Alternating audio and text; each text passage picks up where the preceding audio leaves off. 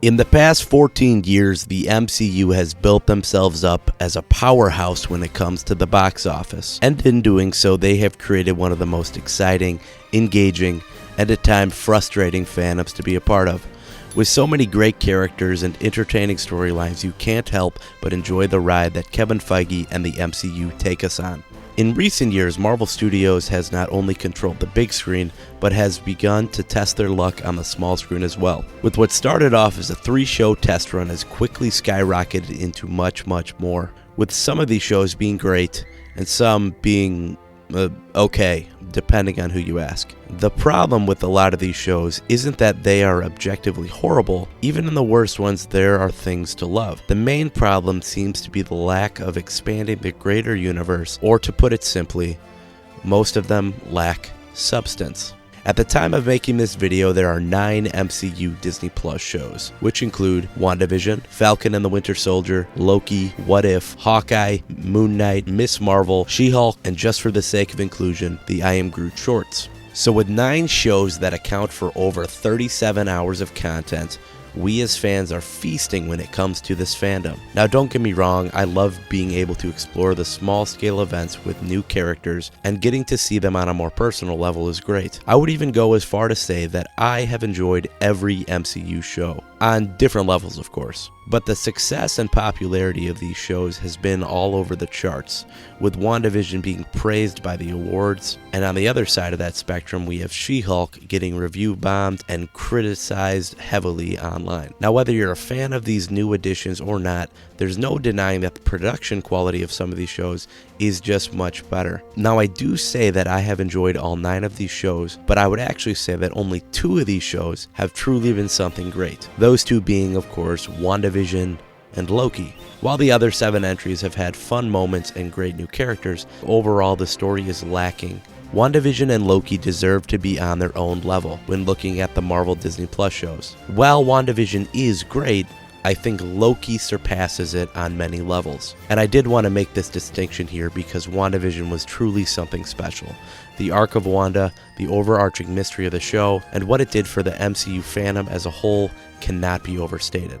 Just for me, WandaVision fails in comparison to Loki. In this video, I'm going to present my top 5 reasons why I think Loki surpasses the rest of these shows. Now, whether you're a fan of the Loki series or not, there's no denying the fact that it is just different. But what is it about Loki that makes it so different from the other 8 entries on this list? So, just putting my personal opinion aside and looking at the facts, Loki had the best numbers out of the Disney Plus Marvel shows. Loki is the only MCU Disney Plus show to have an IMDb user score higher than 8, and just to add on top of that, it has an IGN score of 8 and a Rotten Tomatoes score of 92%.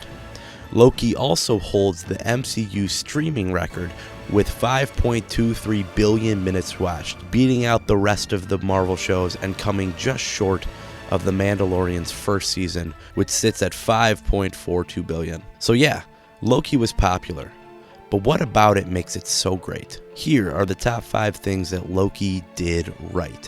Number 1, the setup. Now, coming out of Thor Ragnarok and going into Infinity War, the Loki fandom was at an all-time high. The character had finally seemed to become more than what he was previously. Instead of repeating the same loop where he would betray Thor and quote-unquote die, he survived Ragnarok, and going into Infinity War, he was considered a hero. That was until the Mad Titan had something else to say.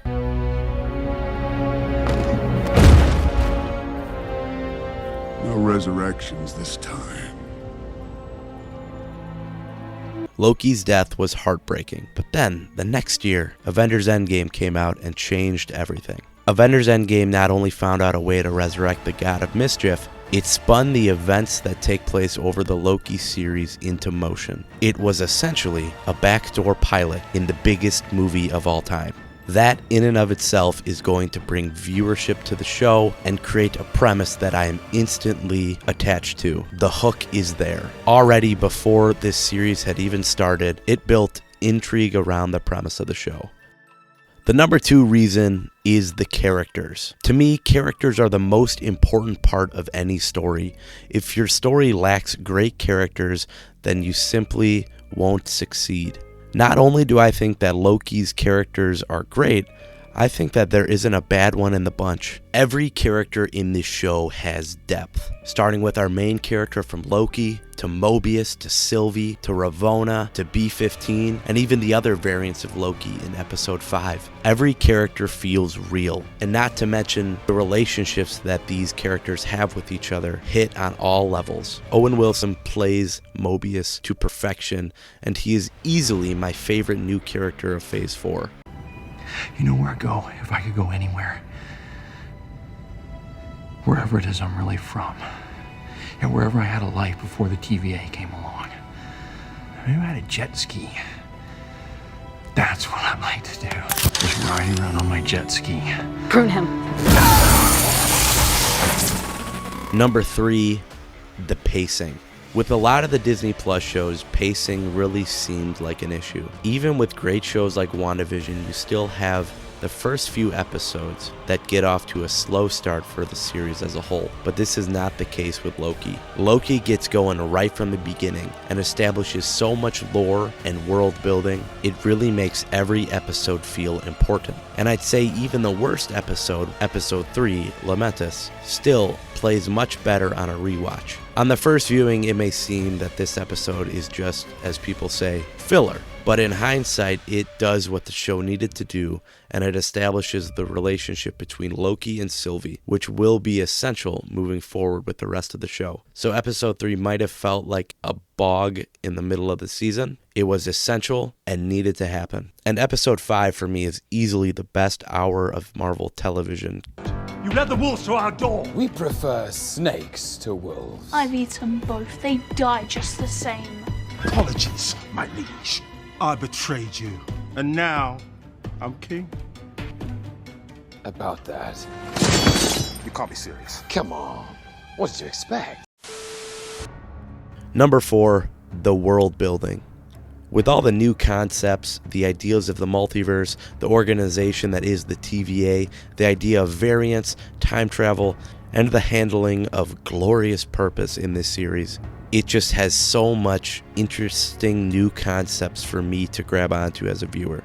Now, as a huge Doctor Who fan, time travel is always a big win, but the way that Loki uses it and connects it to the multiverse and having the organization of the TVA is just top tier.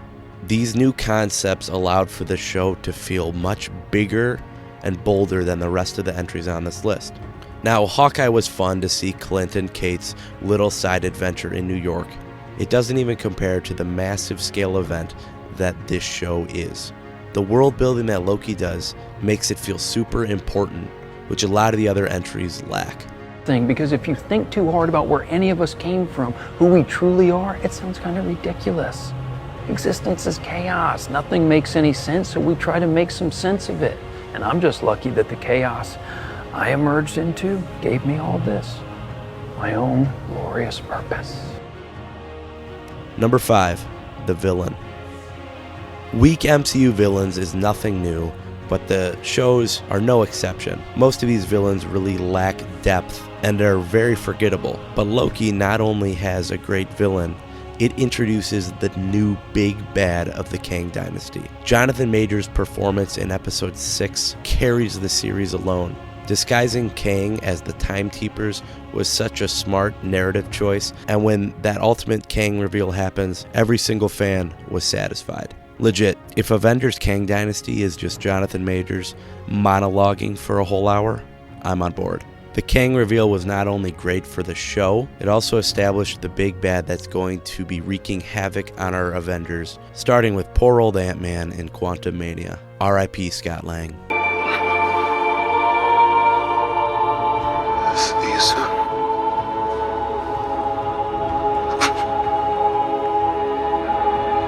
Yeah, but those were quickly my top 5 reasons why I think Loki surpasses the other MCU Disney Plus shows. And this is just a side note. I also wanted to highlight the production design and cinematography of this show. Like, just look at this shot. If you were to just look at this shot and tell me that this is from HBO's The Last of Us, I would believe you. But no, this is from Loki. This was on Disney Plus. That's crazy. If you made it this far in the video, you enjoyed it in some capacity, so I would really appreciate a like or a subscription, and make sure you check out the rest of our channel. We do weekly podcast. We are doing a Marvel movie marathon where we watch every theatrically released Marvel movie. Those are available on Spotify, Apple Podcasts, even on YouTube right here. So you got no excuse not to check them out. Anyways, thank you guys for sticking around, and I'll see ya in another multiverse.